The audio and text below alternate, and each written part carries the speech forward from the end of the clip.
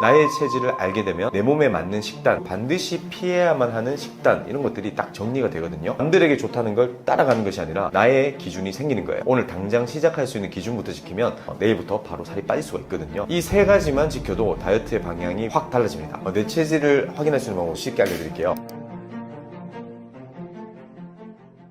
남들은 잘 빠진다는 다이어트를 똑같이 하는데 왜 나는 안 빠질까 고민될 때가 많이 있습니다. 그럼 이유가 무엇인가요? 맞습니다. 이게 정말 많은 분들이 억울해 하시는 부분이거든요. 옆에 있는 친구들이랑 똑같이 먹고 똑같이 운동을 했는데 나만 살이 안 빠진다. 그럼 보통은 내 의지가 약한가 하고 자기 탓을 하시는 분들이 많습니다. 그런데 제가 분명하게 말씀을 드릴게요. 이건 의지의 문제가 아니라 방향성의 문제입니다. 이 사람마다 타고난 오장육부의 크기와 강약이 다 다르거든요. 부모님한테 물려받은 바꿀 수 없는 설계도 같은 거예요. 이걸 8가지로 나눈 것이 바로 팔체질입니다. 쉽게 비유를 하면 자동차라고 생각하시면 될 것 같습니다. 같은 차라고 하더라도 저희가 휘발유차, 경유차, 전기차가 있잖아요. 휘발유차에 경유를 넣으면 멀쩡하던 차가 퍼져버리듯이 내 몸에 안 맞는 음식, 안 맞는 연료를 넣게 돼버리면 아무리 적게 먹어도 몸이 제대로 잘 돌아가질 않는 거죠. 그래서 체질에 따라서 살이 빠지는 방식 자체가 완전히 다른 겁니다. 남들한테는 약이 되고 다이어트 식단이 나한테는 독이 될 수가 있다는 거죠. 구체적으로 어떤 다이어트 식단이 누구한테 맞는지는 제가 다음 질문에서 하나씩 풀어보도록 하겠습니다. 어떤 음식을 먹어야 되는 걸까요? 탄수화물 줄인다거나 샐러드를 먹는다는 게 안 맞는 사람도 있는 건가요? 네, 결론부터 말씀드리면 똑같은 다이어트 식단이라 하더라도 체질에 따라서 정반대로 작용할 수가 있습니다. 제일 흔한 예가 말씀하신 샐러드이거든요. 제가 다이어트라고 하면 배추, 양배추, 상추, 브로콜리가 들어가 있는 샐러드부터 떠올릴 수가 있잖아요. 건강식의 대명사인데요. 그런데 목양 체질, 모금 체질, 수음 체질 같은 분들은 샐러드만 드시면 오히려 살이 빠지질 않고 속이 더부룩하고 장이 불편해지게 됩니다. 왜냐하면 배추나 시금치, 케일 같은 잎채소에는 글루코시놀레이트라고 하는 성분이 많은데 이게 목 체질, 특히 목양 체질, 모금 체질의 장 점막을 자극을 할 수가 있거든요. 그래서 이 목양 체질, 모금 체질인 분들은 샐러드만 먹다가 오히려 살이 쪄버린다, 몸이 붓는다 라고 하는 좀 황당한 일이 실제로 벌어집니다. 그 예시로 저희가 이제 옥주현님 같은 경우가 자기가 목양 체질인데 과거에 핑클 활동을 할 때 다이어트를 하기 위해서 샐러드만 먹었는데 오히려 살은 빠지지가 않고 설사만 많이 했다, 이런 말씀을 하셨었거든요. 반대로 요즘 유행하는 고기 위주, 저희가 저탄고지라고 하지 않습니까? 황제 다이어트라고도 하기도 하는데 이런 방식은 금양 체질, 금음 체질한테는 정말 위험합니다. 왜냐하면 금양 체질과 금음 체질은 간 담독의 기능이 가장 약하게 태어났거든요. 그래서 지방을 소화시키는 담즙이 적게 생산되는 체질입니다. 그래서 돼지고기라든지 소고기라든지 아니면 닭고기 이런 것들을 매일 드시게 돼버리면 위염, 역류성 식도염, 설사에 피부 알러지까지 같이 발생할 수가 있는 거죠. 그래서 이런 분들은 이렇게 되는 거예요. 살은 빠졌는데 주변에서 요즘 왜 이렇게 안색이 안 좋아? 요즘 어디 아파? 아토피가 왜 이렇게 심해졌어? 이런 이야기를 듣게 되는 것이죠. 이렇게 누구나 좋다고 하는 식단이 체질에 따라서 약이 될 수도 있고 독이 될 수도 있습니다. 그렇다면 체질은 어떻게 아는 거고 체질을 알면 다이어트가 쉬워지는 건가요? 가장 크게 달라지는 건 더 이상 헤매지 않아도 된다는 거죠. 지금까지는 유행하는 다이어트를 이것도 해보고 저것도 해보고 실패하면 또 다른 걸 또 찾아보고 이런 것들을 많이 반복을 하셨을 거예요. 그런데 나의 체질을 알게 되면 내 몸에 맞는 식단, 그리고 반드시 피해야만 하는 식단, 이런 것들이 딱 정리가 되거든요. 그래서 남들에게 좋다는 걸 따라가는 것이 아니라 나의 기준이 생기는 거예요. 예를 들어서 내가 금체질이라는 걸 알게 되면 나는 고기로 단백질을 채우면 안 되구나, 생선이랑 해산물, 연어 스테이크로 가야겠구나, 이런 방향이 명확하게 발생하게 되는 거죠. 그리고 목양 체질이나 모금 체질이면 나는 잎채소, 샐러드가 맞지 않구나, 그래서 잎채소 대신에 뿌리채소를 먹고 그리고 생선이나 해산물 대신에 소고기를 먹어야겠구나, 이렇게 선택지가 줄어들기 때문에 오히려 실천이 굉장히 쉽게 됩니다. 그리고 가장 중요한 건 체질에 맞게 빼면 살만 빠지는 것이 아니라 피부 안색도 좋아지고 컨디션도 같이 올라오게 됩니다. 그래서 주변에서 다이어트 하더니 살도 빠지고 요즘 뭔가 피부도 좋아지고 삶이 더 좋아졌다, 이런 이야기를 듣는 다이어트, 이게 바로 팔체질 다이어트죠. 체질별로 살 뺄 때 줄여야 되는 음식과 오히려 챙겨야 되는 음식 어떻게 다를까요? 네, 이 부분이 오늘의 핵심이거든요. 크게 제가 4가지 그룹으로 나눠서 말씀을 드릴게요. 먼저 목체질, 목양체질과 모금체질에 해당한데요. 이 목체질 분들은 한마디로 정의를 하자면 잎채소를 버리고 뿌리채소를 먹어라. 즉 샐러드를 드실 때에도 배추, 상추, 양배추 같은 잎채소는 줄여주셔야 되고요. 오히려 무나 당근, 연근, 비트, 감자, 고구마 같은 뿌리채소를 드셔야 돼요. 그리고 동물성 단백질에 있어서는 소고기가 최고의 보약입니다. 그리고 돼지고기도 잘 맞는 편인데요. 이 목양 체질과 모금 체질은 담즙이 풍부해서 육식이 정말 잘 맞거든요. 그래서 닭고기도 나쁘지가 않습니다. 그래서 육류를 통한 다이어트가 유익한 체질이 바로 목 체질이다, 이렇게 말씀을 드릴 수가 있을 것 같아요. 자, 다음 금 체질입니다. 금양 체질, 금음 체질에 해당하는데요. 좀 전에 제가 말씀드렸던 목 체질과 정반대입니다. 이분들은 육식을 끊고 바다로 가셔야 됩니다. 즉 모든 고기, 모든 육류, 우유, 치즈, 계란 노른자처럼 지방질이 많이 함유된 이런 음식들은 좀 줄여주셔야 되고요. 대신 불포화 지방산이 많이 함유된 바다 생선, 조개, 새우, 게, 오징어 같은 해산물로 단백질을 채우셔야 됩니다. 새끼를 다 이런 해산물로 구성을 하셔도 굉장히 건강에 도움이 많이 되거든요. 자, 그리고 세 번째는 토체질입니다. 토양 체질과 토음 체질에 해당하는데요. 이 토체질 분들은 갑상선이 좀 항진되기 쉬운 체질이세요. 그래서 몸에 열이 많은 편이기 때문에 열을 좀 식혀줄 수 있는 그런 음식이 좋습니다.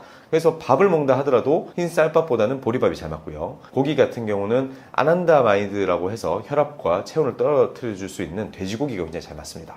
반대로 인삼, 홍삼 또는 닭고기처럼 뜨거운 성질의 음식은 줄이시는 것이 좋습니다. 마지막은 수체질입니다. 수양체질과 수음체질에 해당하시는 분들인데요. 수체질은 위장이 차고 약한 편이에요. 그리고 갑상선 대사 기능도 조금 저하된 분들이 많습니다. 그래서 따뜻한 성질의 음식이 약이 되는 분들이에요. 그래서 삼계탕, 닭고기 또는 현미나 찹쌀, 그리고 꿀, 홍삼 이런 것들이 굉장히 잘 맞습니다. 여기서 수체질 분들이 꼭 기억하셔야 될 게 소식하는 것은 좋지만 너무 자주 먹으면 또 안 됩니다. 왜냐하면 이분들은 위장 운동이 느리기 때문에 앞에 먹은 게 소화되기도 전에 다시 음식이 들어가게 돼버리면 계속 위장 관계에 음식이 쌓이게 되거든요. 이렇게 같은 다이어트라 하더라도 체질마다 줄여야 될 음식과 챙겨야 될 음식이 완전히 다르다, 이렇게 생각하시면 되겠습니다. 다이어트가 자꾸 실패하는 사람들에게 오늘 식단에서 이것만 한번 바꿔봐라, 어떻게 추천하시나요? 아직 나의 팔체질을 정확히 모르시는 분들이 많지 않습니까? 괜찮습니다. 오늘 당장 시작할 수 있는 기준부터 지키면 내일부터 바로 살이 빠질 수가 있거든요. 첫 번째로는 정제 탄수화물부터 줄이시는 것이 좋습니다. 설탕, 밀가루, 가공식품, 단 음료수 이런 것들은 어떤 체질이든 과하게 먹으면 좋지가 않습니다. 체질을 따질 것 없이 여기부터 줄이는 것이 가장 안전한 다이어트의 출발선입니다. 두 번째, 내 몸이 보내는 신호를 관찰을 해보세요. 어떤 음식을 먹고 나서 유독 속이 더부룩하다, 좀 피부가 뒤집어졌다, 아니면 설사를 한다, 머리가 아프다, 그렇다면 이 음식은 내 체질에 맞지 않는다는 몸의 분명한 신호이거든요. 내 몸은 거짓말을 하지 않습니다. 셋째, 속이 편한 단백질을 찾으세요. 고기를 먹으면 속이 더부룩한 분들은 해산물이나 생선으로 바꿔보시고요. 반대로 나는 생선은 영 비린내가 나서 당기지 않는다, 고기를 먹어야 든든한 분들은 그쪽이 나의 단백질 가능성이 높습니다. 이 세 가지만 지켜도 다이어트의 방향이 확 달라집니다. 그리고 정확한 나의 체질이 궁금하시다면 제가 서술한 책 체질혁명의 자가 진단부터 체질별 식단까지 하나하나 다 정리해 두었으니까요. 꼭 한번 확인해 보시길 권장해 드립니다. 오늘부터는 의지 탓하지 마시고 방향을 바꿔보세요. 원장님, 그러면 내 체질은 어떻게 자가검진할 수 있을까요? 쉽게 확인할 수 있는 방법이 있나요? 네, 보통은 체형, 외모, 성격을 기준으로 내 체질을 확인할 수 있는 방법 지금부터 쉽게 알려드릴게요. 먼저 목양 체질에 대해서 말씀을 드리자면, 목양 체질은 한마디로 정의하자면 둥글둥글한 눈사람 체형인 분들이 많습니다. 풍채가 좋고 살집이 있는 편이기 때문에 마른 목양 체질은 거의 보기가 힘들어요. 그리고 목양 체질이면 알 수 있는 외모적 특징도 있는데요. 인상 자체가 좀 둥글둥글하고 후덕하고 좀 넉넉해 보이는 분들이 많습니다. 그리고 표정 변화가 그렇게 크진 않아서 약간은 포커페이스 같은 느낌을 주는 분들이 많죠. 성격 같은 경우는 과묵하고 좀 너그러운 보스 스타일입니다. MBTI로 이야기를 하자면 I가 많다고 보시면 됩니다. I와 S 유형이 많다고 보시면 되는데 자기 속내를 잘 드러내지 않고 말수가 적은 편입니다. 그래서 목양 체질은 말을 많이 하면 유독 기운이 빠지고 피곤해지는 분들도 많아요. 음식 반응에 있어서는 내가 소고기, 뿌리채소, 밀가루를 먹어도 전혀 문제가 없다, 이런 분들이 목양 체질인 경우가 많거든요. 그리고 무나 당근, 연근, 감자 이런 것들이 보약이죠. 그런데 반면에 조개, 굴, 새우 같은 갑각류나 해산물류는 나 이상하게 싫다, 비린내가 나서 싫다, 먹기 싫다, 싫어한다, 이런 분들이 목양 체질일 가능성이 높습니다. 그리고 신체 반응 중에서는 사우나에서 땀을 쫙 빼면 그렇게 개운할 수가 없습니다. 너무 컨디션이 좋아지는 거죠. 연예인으로 예시를 들어보자면요, 우리 마동석님 같은 경우가 아주 대표적인 목양 체질로 추정이 되고 있습니다. 그런 어떤 풍채가 좋고 땀도 조금 많을 것 같고 과묵한 사업가 기질 보수형, 이런 분들이 주변에 꼭 한 분씩 있는데, 만약에 내가 여기에 해당한다 라고 하면 목양 체질 가능성이 높다 라고 생각하시면 될 것 같아요. 자, 두 번째, 이번에는 모금 체질을 내가 쉽게 알아볼 수 있는 방법을 알려드릴게요. 일단 모금 체질은 키가 크고 팔, 다리가 길쭉길쭉한 분들이 많습니다. 평소에 말라 보여도 조금만 운동을 하면 금방 근육이 붙는 그런 체질인 분들이 많죠. 모델이나 농구선수, 배구선수 중에 유달리 모금 체질이 많습니다. 외모 같은 경우는 이분들은 약간 서구적인 이목구비를 가지고 있어요. 눈도 크고 코도 크고 좀 입도 크고 시원시원한 피지컬을 가진 경우가 많습니다. 성격은 이분들은 일반적으로 외관적으로는 좀 외향적입니다. 외향적이고 밝은데 속은 감수성이 굉장히 풍부합니다. 무심한 말 한마디에도 조금 상처를 쉽게 받을 수도 있고요. 가끔 욱하는 면도 있습니다. 자, 음식 반응 여기가 핵심인데요. 복음 체질은 사실은 대장이 좀 짧고 약한 분들이 많습니다. 그래서 밥은 잘 먹는데 화장실도 좀 자주 가는 분들이 많아요. 하루에 평소에 화장실을 2번 정도 가는 것이 일상이다. 또는 조금 안 맞는 음식 먹었을 때는 3번, 4번 정도 화장실로 직행한다. 이런 분들이 바로 모금 체질인 경우가 많습니다. 이분들도 마찬가지로 소고기, 돼지고기 같은 육류를 먹으면 보약인데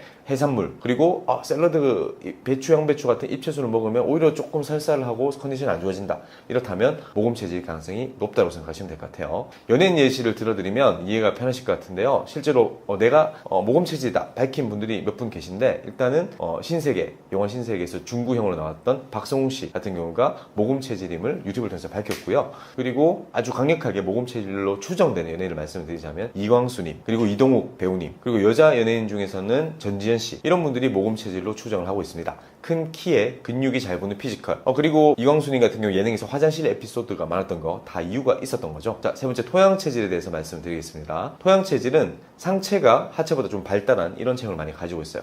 마르지도 뚱뚱하지도 않은 보통 체격인 분들이 많은데, 사실 이분들이 소화력이 워낙 좋아서 조금만 밥을 먹어도 난 살이 쪄요, 이런 분들이 많습니다. 그리고 외모가 굉장히 딱 보면 토양 체질임을 쉽게 알 수가 있거든요. 표정이 밝고 생기가 넘치고 센스가 뛰어나고 아주 외향적인 분들이 많습니다. 항상 웃고 있는 표정을 많이 짓고 있거든요. 그리고 그 감각 중에서는 시각 감각이 많이 발달했기 때문에 패션이나 꾸미는 데에도 센스가 좋은 분들이 많죠. 그래서 옷도 좀 화려하게 입는 분들이 많다, 이렇게 생각하시면 될 것 같고요.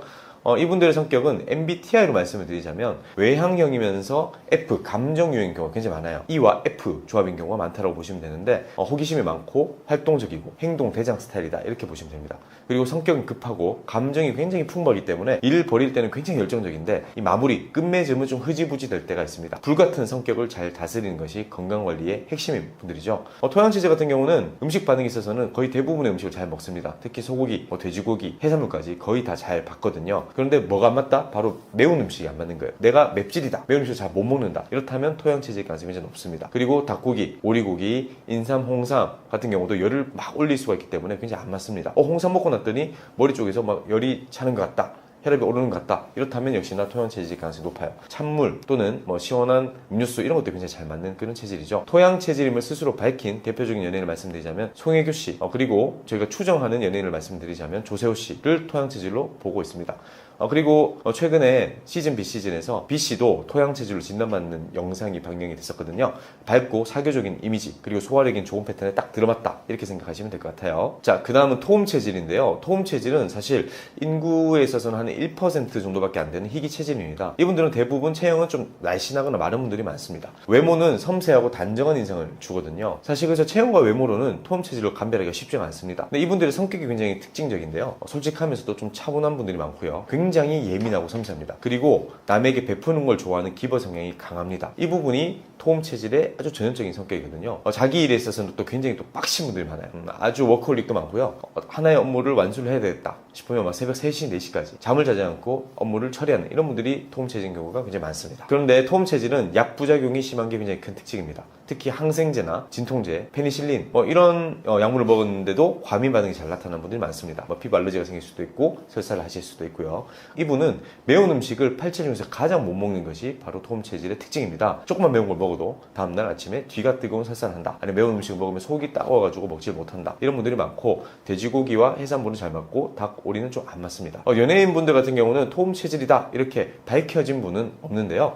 제가 강력하게 추정하기로는 지드래곤님 같은 경우가 굉장히 강력하게 토음 체질로 추정이 되고 있고요. 그리고 여자 연예인 중에서는 아이유 같은 경우도 토음 체질로 추정하고 있습니다. 그리고 지드래곤님 같은 경우는 제가 지드래곤님이 팔체질 이상 토음 체질일 것이다 라고 분석했던 그런 그 인스타 영상이 2가지가 있는데, 그 2가지 영상에 모두 좋아요를 또 눌러주셨더라고요. 아마 본인이 생각했던 본인의 이미지와 제가 또 분석했던 내용들이 잘 부합됐기 때문에 그런 게 아닐까 생각을 해봤습니다. 자, 금양 체질은 마른 편이고요. 어깨가 넓은 역삼각형 체형분들이 많습니다. 그리고 어깨가 굉장히 좀 특징적인데 이 직각 어깨를 가진 분들이 많아요. 어깨가 이렇게 직각이죠. 보톡스를 맞은 것도 아닌데 직각 어깨를 가진 분들이 금양 체질에 많습니다. 외모는 평소엔 좀 부드러운 인상처럼 보이는데, 그런데 눈을 보면 좀 달라요. 눈빛이 강하고 날카로운 분들이 많습니다. 차분해 보이지만 어딘가 호락호락하지 않은 그런 느낌이 있죠. 성격은 이분들은 사실 8체 중에서 가장 내향적이다 이렇게 밝혀져 있습니다. 그리고 직관이 발달한 천재 또는 예술가형인 분들이 많습니다. 혼자서 깊이 사고하는 걸 좋아하고요.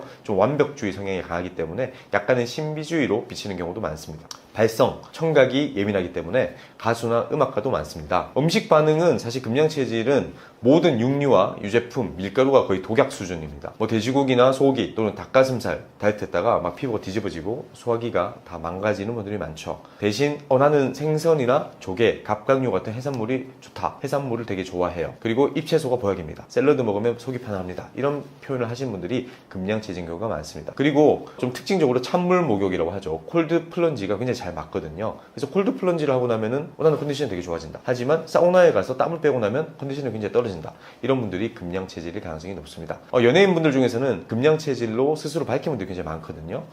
국카스텐의 보컬이신 하윤우님 같은 경우도 직접 금양체질임을 밝히셨고요. 그리고 배우분들 중에서는 예지원님, 그리고 명세빈님, 그리고 치어리더 박기량님이 실제로 금양체질 진단을 받았다 라고 방송에서 밝히셨습니다. 제가 그리고 강력하게 추정하고 있는 금양체질 연예인으로서는 박규신님, 그리고 이수님, 그리고 제니씨를 금양체질로 보고 있습니다. 자, 이번에는 금음체질에 대해서 자가진단할 수 있는 포인트를 말씀을 드릴게요. 금음체질은 금양체질보다 조금 더 마른 분들이 많습니다. 근데 똑같이 직각 어깨인 분들이 많고요. 말랐는데도 상체는 발달한 그런 역상을 경인 분들이 많습니다. 외모가 굉장히 특징적입니다. 외모는 눈매가 살짝 이렇게 올라가 있는 분들이 많아요. 그리고 눈빛이 선명하고 좀 강렬한 분들이 많고요. 카리스마가 외모에서 그대로 묻어난다 이렇게 생각하시면 될 것 같아요. 금음체질은 성격이 금양체질과 정반대입니다. 굉장히 외향적입니다. 근데 사교적인데도 불구하고 좀 냉철하고 비판적인 이런 이제 성격도 가지고 있어요. 조직을 이끄는 선천적 리더형이다 이렇게 말씀을 드릴 수가 있거든요. 다만 이분들은 분노를 좀 잘 표출하는 경우가 많이 있어요. 순간적으로 화가 잘 나는 분들이 많이 있는데 화를 내면 몸이 좀 급격하게 무너지는 체질이기 때문에 분노 관리가 정말 중요한 체질입니다. 음식 반응은 금양체질과 거의 같습니다. 모든 육류가 안 맞고 밀가루까지 해롭습니다. 육식이나 밀가루를 먹고 나면 좀 굉장히 속이 불편하다, 피부 알러지가 많이 생긴다 이런 말씀을 많이 하시는 분들이고요. 해산물이 좋다, 그리고 잎채소가 잘 맞다 이런 분들이 많습니다. 역시나 사우나가 해롭고요. 냉수욕이 좋습니다. 연예인분들 중에서는 스스로 금음체질임을 밝힌 연예인분들이 굉장히 많거든요. 일단은 한예슬 씨 같은 경우는 스스로 금음체질임을 밝히셨고요. 그리고 류준열 씨 같은 경우도 금음체질로 밝히셨고요. 중년 여배우이신 배종욱님 같은 경우도 금음체질에 맞춰서 식단을 지킨다. 그리고 방송에서 이승기님 같은 경우도 금음체질로 진단을 받으셨고요. 모델이신 한혜진님 같은 경우도 금음체질, 그리고 소녀시대 서현님 같은 경우도 스스로 금음체질임을 방송을 통해서 밝혔다 이렇게 생각하시면 될 것 같아요. 자, 다음은 수양체질입니다. 수양체질은 날씬하고 작은 체격에 상대적으로 하체가 발달한 분들이 많습니다. 군살 없이 좀 다부진 그런 느낌이 많거든요. 외모는 좀 자세가 굉장히 곱고 단정한 분들이 많고요. 운동신경은 뛰어난 경우도 많아요. 성격이 굉장히 특징적인데 돌다리도 하나씩 두드려보는 완벽주의자인 분들이 많습니다. 수양체질은 의심이 많고 신중하며 냉철한 어떤 사무적인 스타일이다 이렇게 보시면 될 것 같아요. 8체질 중에서 가장 세밀하고 정확한 그런 분들입니다. 음식 반응이 좀 독특한데요. 수양체질은 사실 밥을 많이 먹지도 않을 뿐더러 며칠씩 대변을 보지 않아도 별로 불편함을 느끼지 않습니다. 3일, 4일 이렇게 변비를 가지고 있는 분들이 굉장히 많습니다. 그런데 땀을 많이 흘리면 쓰러질 정도로 기운이 빠집니다. 그래서 사우나나 일광욕을 하고 나면 컨디션이 굉장히 떨어지는 분들이 많죠. 고기 종류에서는 닭고기, 오리고기, 소고기가 굉장히 잘 맞고 돼지고기, 그리고 굴 이런 것들을 먹으면 배탈 나는 경우가 굉장히 많습니다. 유명 연예인 중에서 사실 좀 밝혀진 바가 없다고 보시면 되는데 저희 8체질 의료진들 중에서 가장 강력하게 추정하고 있는 분은 바로 김연아 선수라고 보시면 될 것 같습니다. 날씬한 체형에 완벽주의적이고 운동 능력이 탁월한 이런 케이스가 바로 수양체질의 전형이다라고 보시면 될 것 같거든요. 그리고 수양체질로 제가 추정하고 있는 대표적인 연예인 한 분만 꼽자면 에스파의 윈터 씨라고 보시면 될 것 같습니다. 윈터 씨는 스스로 노땀 윈터다, 나는 땀이 나지 않는다 라고 이야기를 하시기도 했고 시국이 굉장히 적다 라고 말씀하시기도 했거든요. 그리고 상대적으로 상체보다는 마르신 체형임에도 불구하고 골반 라인이 되게 예쁘게 발달한 것이 바로 수양체질의 전형적인 특징이다 이렇게 보시면 될 것 같아요. 자, 다음은 수음체질을 스스로 진단할 수 있는 포인트를 말씀드리겠습니다. 수음체질은 날씬하거나 마른 분들이 굉장히 많습니다. 근데 의외로 의외로 키는 큰 경우도 많아요. 상체보다 하체가 조금 더 발달한 슬림한 골격인데요.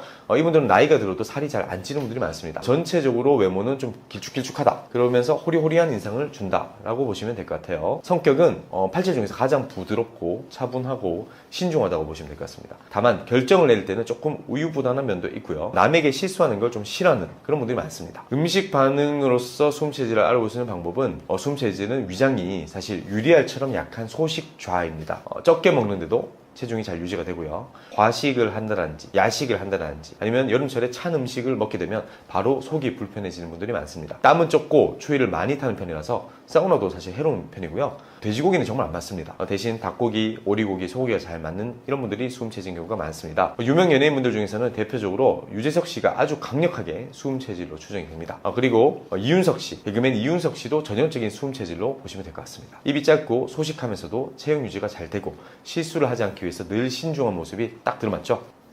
자, 지금 제가 말씀드렸던 이 8가지 체질의 특징 기억을 하셔가지고 내가 어떤 체질인지 한번 살펴보시면 좋을 것 같습니다. 다이어트 할 때 칼로리가 별로 중요하지 않다고 하셨는데 무슨 뜻인가요? 많은 분들이 다이어트를 이렇게 생각합니다. 적게 먹고 많이 움직이면 살이 빠진다. 그래서 다이어트를 칼로리 계산으로 접근합니다. 하루에 1500칼로리, 운동으로 300칼로리, 소모, 섭취보다 소비가 많게 하는 것. 이런 공식이 꼭 틀렸다고 말할 수는 없습니다. 하지만 현실에서는 이 공식이 항상 작동하는 것은 아닙니다. 같은 칼로리를 먹어도 어떤 사람은 살이 찌고 어떤 사람은 살이 빠지기 때문입니다. 예를 들어 보면 500칼로리의 우리가 음식을 먹더라도 과자와 탄산음료로 500칼로리와 채소와 통곡물 중심 식사로 500칼로리. 이 두 식사는 몸에서 완전히 다른 반응을 만듭니다. 첫 번째 식사는 혈당이 급상승하고 인슐린이 상승하고 급증하게 되고 지방 저장 증가를 만들어 버립니다. 하지만 두 번째 식사는 혈당이 안정되고 포만감이 증가되고 대사 안정을 만들 수 있습니다. 즉 몸이 처리하는 방식이 다릅니다. 그래서 다이어트는 단순히 칼로리를 얼마나 줄이느냐가 아니라 무엇을 먹느냐가 훨씬 더 중요합니다. 체중을 결정하는 중요한 요소는요, 칼로리만이 아니라 우리 몸 안에 호르몬 환경입니다. 특히 혈장을 결정짓는 그 인슐린 호르몬, 식욕을 억제하는 렙틴이라고 하는 호르몬, 식욕을 또 항진하는 그레닌이라고 하는 그런 호르몬이 식욕과 지방 저장을 조절해 줍니다. 혈당이 반복적으로 급상승하면 인슐린이 계속 분비되고 이 상태가 반복되면 몸은 지방을 더 쉽게 저장하는 그런 환경이 만들어져 버린다는 겁니다. 많은 분들이 이렇게 말합니다. 저는 적게 먹는데도요, 살이 이렇게 안 빠져요. 이런 경우는 의지가 부족한 것이 아니라 즉 몸 안의 대사 환경, 호르몬 균형이 이미 깨져 있는 경우가 많습니다. 그래서 같은 칼로리를 먹어도 누군가는 살이 찌고 누군가는 살이 찌지 않습니다. 우리 몸은 원래 에너지를 저장하도록 설계되어 있습니다. 왜냐하면 인류 역사 대부분은요, 음식이 부족한 환경이었기 때문입니다. 그래서 보면 과도한 혈당, 잦은 식사, 간식 습관이 이렇게 반복되면 에너지를 지방으로 열심히 저장합니다. 문제는 현대사회는 음식이요 너무 많다는 겁니다. 이게 문제예요. 그래서 요즘 대부분의 병은 부족한 병이 아니라 대부분 다 풍요병입니다. 그래서 내 몸이 스스로 치유하는 우리 자연치유에서는 다이어트를 이렇게 보고 있습니다. 다이어트는 살을 빼는 과정이 아니라 대사를 회복하는 그런 과정이다라고 이렇게 이야기를 하죠. 몸의 대사가 정상으로 돌아오면 혈당이 안정되고 지방연소가 원활해지고 식욕 조절이 저절로 이루어집니다. 이 세 가지가 자연스럽게 회복되면서 대사성 질환과 풍요병을 치유하는 열쇠가 열리게 되는 겁니다. 그래서 저는 다이어트를 이렇게 단순하게 딱 설명합니다. 첫째, 정제 탄수화물 딱 줄이기. 둘째, 간식 줄이기. 셋째, 공복 시간 만들기. 이 세 가지만 해도 몸은요, 놀라울 정도로 빠르게 탁 반응합니다. 다이어트는 몸을 괴롭히는 과정이 아닙니다. 몸을 저는 이해하는 과정이다라는 얘기를 드리는데요. 몸은요, 막 굶기면요, 막 버텨요. 억지로 줄이면 더 저장하려고 막 합니다. 그래서 중요한 것은 몸과 싸우는 다이어트가 아니라 몸의 시스템을 이해하는 그런 다이어트여야 합니다. 몸이 대사가 회복되면 결국 살은요, 억지로 빠지지 않아도 자연스럽게 그냥 빠지기 시작합니다. 간식이 다이어트를 망치는 진짜 이유는 무엇인가요? 많은 분들이 다이어트를 하면서 이렇게 말합니다. 밥은 줄였어요. 그런데 식사를 자세히 들여다보면요, 이런 경우가 많습니다. 밥은 줄였는데 그 사이에 커피 한 잔, 빵 조금, 과일 조금, 견과류 또 조금, 과자 조금, 하루 종일 조금씩 계속 먹습니다. 문제는 바로 여기에 있습니다. 간식 습관, 먹는 양보다 먹는 패턴이 문제입니다. 간식이 다이어트를 망치는 첫 번째 이유는요, 인슐린입니다. 인슐린이 계속 올라오는 그런 환경이에요. 근데 음식을 먹으면 몸에서는 인슐린 호르몬이 나오잖아요. 이 인슐린은 몸에 이렇게 신호를 보냅니다. 계속해서 몸에 저장할 시간이다라고 하는 이런 신호를 보내고 있어요. 그래서 인슐린이 올라가면은 지방 연소는 딱 멈춰버리고 지방 저장이 다시 또 가동되고 시작됩니다. 문제는 간식을 먹을 때마다 인슐린이 올라간다는 겁니다. 하루 종일 간식을 먹게 되면은 몸은 계속 지방 저장 모드에 머물게 됩니다. 간식이 다이어트를 망치는 두 번째 이유는 지방을 태울 시간이 없다는 것입니다. 우리 몸이 지방을 태우기 시작하는 시간은 바로 공복 상태입니다. 음식을 먹고 몇 시간이 지나야 몸은 지방 연소 모드로 전환됩니다. 그래서 간식, 커피와 빵, 달콤한 음료 이런 것들이 계속 조금씩 들어오면은 몸은 지방을 태울 기회를 얻지 못합니다. 그래서 간식이 많을수록 살이 빠지기 어려운 구조로 몸이 바뀌어버린다는 겁니다. 간식이 다이어트를 망치는 세 번째 이유는 식욕이 더 강해진다는 거예요. 이 간식이 식욕을 더 강하게 만든다는 건데요. 이 간식은 배고픔을 해결하는 것 같지만 사실은 식욕을 더 자극합니다. 특히 단 음식, 밀가루 음식 같은 거, 이런 음식들은 혈당을 급상승을 만듭니다. 또 혈당 급 하락을 만들죠. 이걸 우리가 혈당 스파이크라고 하는데 이런 것들을 만들게 된다는 거죠. 그 결과가 바로 더 강한 배고픔이 찾아온다는 거예요. 그래서 간식이 많을수록 오히려 더 많이 먹게 됩니다. 많은 분들이 이렇게 말합니다. 밥은 조금 먹는데 살이 계속 쪄요. 이 경우 대부분의 원인은 간식과 어떤 음료들, 잦은 먹는 습관 때문인 경우가 많습니다. 몸은 하루 종일 소화와 저장 모드에만 계속 있게 되면은 지방이 점점 쌓이기 쉬운 환경으로 바뀌어버립니다. 내 안의 의사를 깨우는 이 자연치유에서는 다이어트를 이렇게 말합니다. 다이어트는 적게 먹는 것이 아니라 몸이 지방을 태울 시간을 만드는 것이다 라는 이야기를 하죠. 그래서 중요한 것은 먹는 음식, 먹는 양뿐만 아니라 먹지 않는 공복의 시간입니다. 공복 시간이 생기면 몸은 지방을 연소하고 세포를 다시 회복시키고 대사 균형을 시작합니다. 그래서 저는 환자분들께 이렇게 권합니다. 다이어트는 간식 줄이고 식사의 리듬을 만드는 것이 제일 핵심입니다. 제일 중요하다. 예를 들어서 제가 항상 반복해서 이야기 드리는 게 있는데 식사법이죠. 5-3 식사법이에요. 음식 먹는 순서를 바꾸는 것이 핵심이죠. 밥보다 생채소를 먼저 먹는 것입니다. 몸에 좋은 것부터 먼저 먹는 순서를 바꾸는 것. 그리고 식사와 식사 사이 간식을 좀 줄여주고 저녁 이후에는 야식은 좀 피하는 겁니다. 이렇게만 해도 몸은 빠르게 반응합니다. 놀랍게도 음식 먹는 순서를 바꾸고 간식만 줄여도 체중이 자연스럽게 줄어드는 것을 체험할 수 있습니다. 많은 분들이 다이어트를 어렵게 생각합니다. 하지만 핵심은 놀랍게도 단순합니다. 다이어트의 첫 걸음은 다이어트에 좋은 식품을 더 먹을까가 아니라 먹는 시간을 분명하게 하는 것입니다. 먹을 땐 먹고 먹지 않을 때는 위장을 확실히 쉬게 해주는 겁니다. 몸은 계속 먹을 때보다 잠시 멈출 때 지방을 태운다는 이런 이야기를 제가 반복해서 드리는데요. 그래서 다이어트의 시작은 특별한 식단이 아니라 간식을 줄이는 것일 수도 있습니다. 체중은 정상인데 체지방이 높은 이유는 무엇인가요?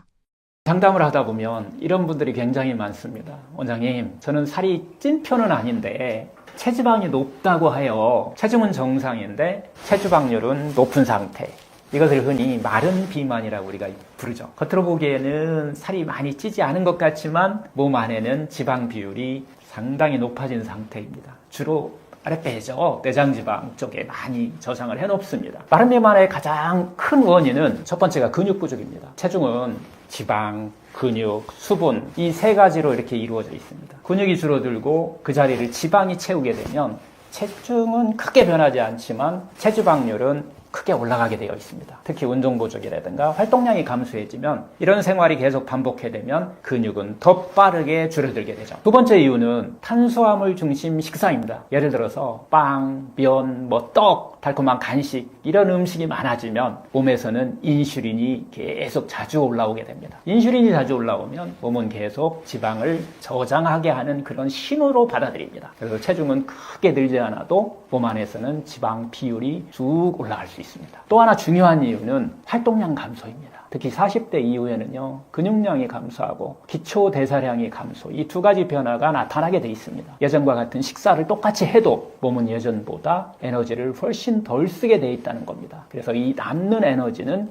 지방으로 다 저장했기 때문에 살이 찌는 거죠. 우리 몸은 기본적으로 에너지를 저장하려는 방향으로 그렇게 작동되게 원래부터 그렇게 돼 있습니다. 그런데 특히 운동 부족이라든가 불규칙한 막 식사, 스트레스 이런 환경이 반복되게 되면 몸 안에서는 결국은 계속해서 제일 지방과 관련이 있는 인슐린 저항성이 증가한다는 거고요. 또 만성염증 상태가 증가한다는 거, 대사 기능이 떨어진다는 거, 이런 변화들이 계속해서 나타날 수 있다는 겁니다. 그래서 마른 비만이 문제가 되는 이유는 단순히 체형의 문제가 아니라 하루의 어떤 생활 습관, 삶 구조의 문제인 경우가 상당히 많습니다.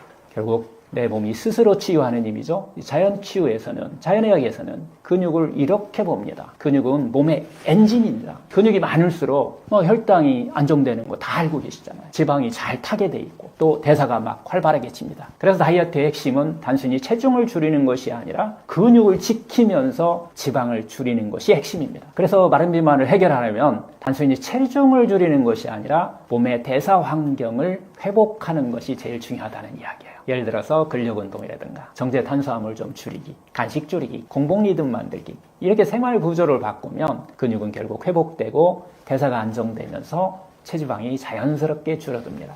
많은 분들이 체중계 숫자에만 집중합니다. 하지만 건강에서 더 중요한 것은 근육과 지방과 대사 건강의 어떤 균형입니다. 그래서 질문은 이것입니다. 지금 내 몸은 지방을 저장하는 환경인가? 아니면 지방을 태우는 환경인가? 몸은요, 숫자보다 생활 습관의 결과로 만들어지는 겁니다. 다이어트에 도움이 되는 음식 3가지는 무엇인가요? 다이어트를 시작하면 많은 분들이 이렇게 묻습니다. 원장님, 살 빠지는 음식이 뭐 따로 있나요? 하지만 솔직히 말씀드리면 특정 음식 하나가 살을 빼주지는 않습니다. 대신 이런 음식은 있습니다. 먹으면요, 몸이 지방을 태우기 쉬워지는 음식들이죠. 다이어트 음식의 기준은 사실 단순합니다. 혈당을 급격히 올리지 않고 포만감을 오래 유지하고 몸의 대사를 안정시키는 음식, 이 기준으로 보면 대표적인 음식 3가지가 딱 있습니다. 첫 번째는 채소입니다. 생채소예요. 저는 불에 익히지 않는 그 발화현미도 채소로 보는데요. 이 채소와 이런 곡물 중에서도 발화현미가 같이 어우러지면 살을 빼는 아주 중요한 역할을 하는데요. 이게 바로 다이어트 식단에서 가장 중요한 음식입니다. 생채소가 좋은 이유는 딱 3가지입니다. 첫째, 칼로리는 낮고 영양 밀도는 높고 부피는 또 큽니다. 둘째, 식이섬유가 아주 풍부합니다. 셋째, 혈당을 딱 안정시켜줍니다. 그리고 채소를 충분히 먹으면은 자연스럽게 과식이 좀 줄어들게 돼 있습니다. 그래서 다이어트를 할 때 가장 먼저 바꿔야 하는 것은 식탁의 절반 이상을 생채소로 채우는 것입니다. 두 번째는 이제 단백질 음식입니다. 예를 들면 뭐 생선, 두부, 콩류, 달걀 같은 그런 음식들이죠. 이런 양질의 단백질은 포만감을 오래 유지시켜주고 근육을 유지하는 데 도움을 줍니다. 근육은요, 몸의 대사를 유지하는 중요한 조직입니다. 그래서 단백질이 부족하면 체중은 줄어도 체지방은 줄지 않는 이런 경우가 많습니다. 세 번째는 좋은 지방입니다. 많은 분들이 지방을 다이어트의 적이라 생각하는데요. 하지만 모든 지방이 나쁜 것은 아닙니다. 다이어트에 도움이 되는 지방도 있는데요. 예를 들어서 뭐 들기름, 그 다음에 올리브유, 뭐 견과류, 아보카도 같은 이런 음식들입니다. 좋은 지방은 혈당을 안정시켜준다는데 중요한 역할을 하고요. 포만감도 높여주고 또 식욕 조절에 도움을 줍니다. 그래서 적절한 좋은 지방은 오히려 다이어트를 더 쉽게 만들어줍니다. 많은 분들이 다이어트 하면 종종 이렇게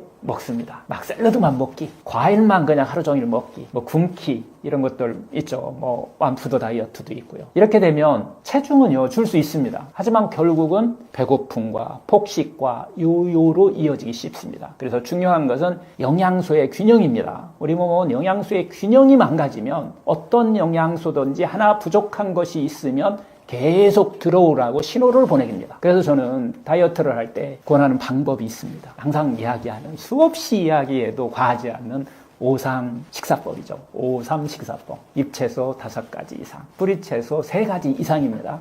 이 다양성이 중요합니다. 이것을 먼저 먹는 겁니다. 샐러드로 해서 먹어도 좋고, 채소 먼저 충분히 먹는 거예요. 그 다음에 이제 단백질, 탄수화물은 마지막에 먹는 겁니다. 이렇게 순서를 바꿔주는 것이죠. 이렇게 몸에 좋은 순서로 먹으면 인슐린 저항성이 좋아집니다. 혈당 스파이크를 막을 수 있어요. 식사량도 자연스럽게 줄어듭니다. 몸은 억지로 빼는 것보다 균형이 맞을 때 자연스럽게 바뀌게 돼 있습니다. 많은 분들이 다이어트를 위해서 어떤 음식을 먹어야 할까, 먹는 것을 얼마나 줄여야 할까를 고민합니다. 하지만 더 중요한 질문은 어떤 습관으로 먹고 있느냐입니다. 채소 먼저 먹어라 라는 얘기를 반복해서 드리는 거예요. 세포가 좋아하는 거 먼저 충분히 먹고 그 다음에 이제 천천히 먹고, 제일 중요한 거 얘기했죠. 야식과 간식을 좀 줄이는 거. 이런 습관이 몸의 대사를 바꾸기 시작합니다. 결국 다이어트에서 중요한 것은 특별한 음식이나 먹는 양을 줄이는 것이 아니라 세포가 좋아하는 음식을 늘리는 것입니다. 자연에 가까운 음식, 9가지 영양소가 균형 잡힌 음식, 적절한 공복의 리듬을 지키는 이런 방법들이죠. 몸은 생각보다 단순합니다. 몸이 균형을 찾으면요, 살은 억지로 빼지 않아도 자연스럽게 빠지기 시작합니다. 무조건 굶기만 하는 다이어트법은 안 좋다는 말도 있는데 원장님께서 생각하시는 건강한 다이어트의 기준은 무엇인가요?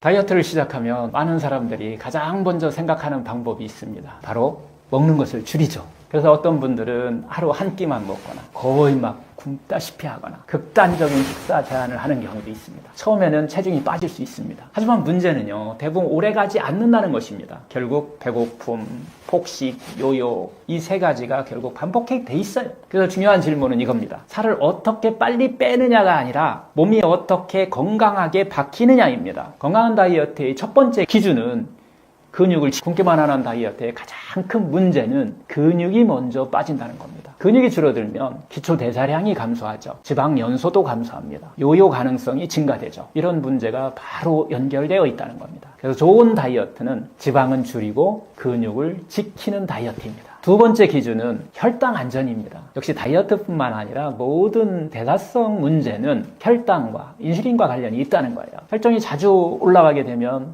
당연히 인슐린이 계속 분비되겠죠. 그리고 인슐린이 많아질수록 몸은 계속 지방 저장 모드에 머무르게 된다는 것이에요. 결국은 인슐린이 스파이크를 막아줄 수, 당독소를 막아주는 것들, 정제탄수화물 좀 줄이고 채소 중심 식사를 하면서 단백질을 충분히 먹는 거죠. 이렇게 혈당을 안정시키는 식사가 중요합니다. 세 번째 기준은 공복 시간입니다. 공복의 리듬을 찾는 거예요. 몸이 지방을 태우기 시작하는 이 시간은 먹는 시간이 아니라 공복 상태에서 시작됩니다. 그래서 아주 하루 종일 먹는 이런 것들, 계속되는 간식들, 이런 패턴은 다이어트를 어렵게 만듭니다. 반대로 식사의 리듬을 만들고 공복 시간을 주면은 몸은 자연스럽게 지방 연소 모드로 전환하게 돼 있습니다. 몸은 매우 독특합니다. 아주 똑똑합니다. 음식이 계속 부족하면은 몸은 이렇게 판단합니다. 지금은 막 생존 모드다. 저장해야 될 때다. 그래서 몸은 에너지 사용을 막 줄이게 되고 기초 대사를 낮추고 지방을 더 막 이렇게 저장을 해야 합니다. 즉 몸이 살을 지키는 방향으로 작동한다는 겁니다. 제가 생각하는 건강한 다이어트의 이 기준은 어떻게 보면 생각보다 좀 단순합니다.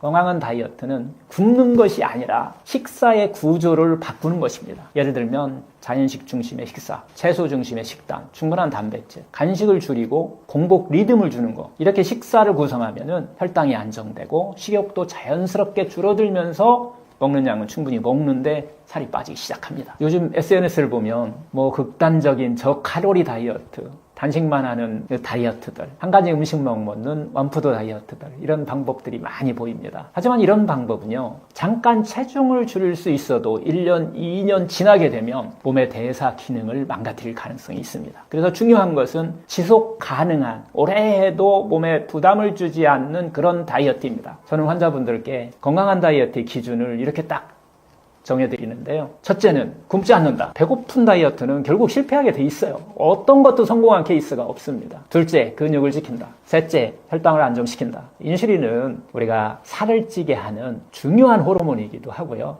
그래서 인슐린 환경을, 인슐린 저항성을 개선하는 것이 상당히 중요합니다. 넷째, 공복 시간을 만든다. 이 네 가지가 건강한 다이어트의 핵심입니다. 결국 다이어트의 목표는 체중계 숫자가 아닙니다. 진짜 목표는 몸의 대사 기능을 회복하는 것입니다. 몸이 건강한 대사 상태로 돌아오면 식욕이 안정되게 돼 있고 지방이 잘 타는 몸으로 바뀌고 체중이 자연스럽게 조절됩니다. 그래서 좋은 다이어트는 몸과 막 싸우는 다이어트가 아니라 몸의 시스템을 회복하는 다이어트여야 합니다. 몸이 회복되면 체중은 억지로 빼지 않아도 자연스럽게 그냥 따라옵니다.